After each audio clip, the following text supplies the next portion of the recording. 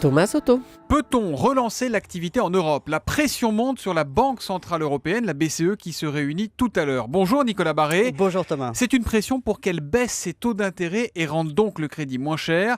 Le problème, Nicolas, c'est qu'elle risque une fois de plus de ne rien faire du tout. Oui, et j'ai envie de dire à ces 23 messieurs de la BCE, parce qu'il n'y a pas une seule femme, je dis Pas ça en une femme passant, pas du tout. Eh ben ça mérite un tacle, c'est fait. Exactement, qui vont se réunir donc tout à l'heure au 36e étage de la tour de la Banque Centrale à Francfort.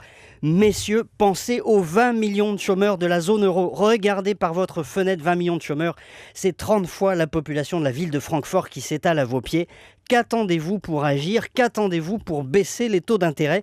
Alors je sais, contrairement à la Banque centrale américaine, la BCE n'a pas pour mandat de s'occuper du niveau du chômage. Sa mission est d'assurer la stabilité des prix. Mais justement, il y a un lien. Et il est où ce lien, Nicolas? Expliquez-nous. Eh bien, l'économie européenne fait face aujourd'hui à une double menace. D'abord, la menace de la déflation. La déflation, c'est ce qu'il y a de pire pour une économie. Ça fait 20 ans que le Japon y est confronté. Il n'arrive pas à en sortir.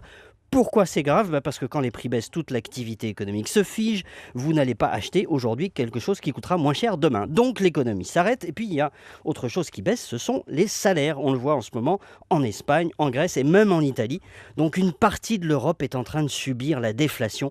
Or, je vous ai dit, la mission de la BCE est d'assurer la stabilité des prix. Si on a de la déflation, c'est qu'elle remplit mal sa mission. Et si on a de la déflation, on a forcément plus de chômeurs puisque l'économie est à l'arrêt. Voilà pour la première menace, la déflation. La deuxième, c'est quoi? C'est l'euro fort, une fois de plus? C'est l'euro fort, exactement. Pourquoi l'euro est fort? Parce que les grandes économies concurrentes de l'Europe, États-Unis, Japon, Royaume-Uni, etc., ont des banques centrales qui font tout pour décourager les gens d'acheter leur monnaie. Ils la font baisser et ils maintiennent les taux d'intérêt à zéro. Qui aurait envie de placer son argent dans une monnaie qui rapporte zéro intérêt et qui baisse? Donc que reste-t-il? Il reste l'idiot du village monétaire mondial, l'euro, la seule monnaie qui rapporte. Donc on en achète et donc elle monte.